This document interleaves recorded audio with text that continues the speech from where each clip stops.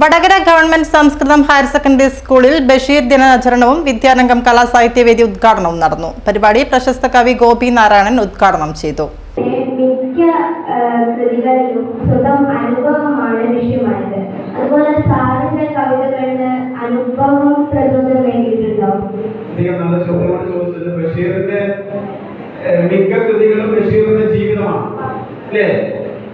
അതേപോലെ എന്റെ കവിതകളിൽ എന്റെ അനുഭവം ഉണ്ടാവുന്നതാണ് എന്ന് പറയാം. ആ അച്ഛനെ കാണാൻ മരിച്ചുപോയ അച്ഛന്റെ അനുഭവത്തെ ആസ്പദമാക്കി പിന്നീട് അദ്ദേഹം എഴുതിയതാണ് ആത്മാവിനിച്ചിത. അത് എല്ലാവരും ഏറ്റുവാങ്ങണം.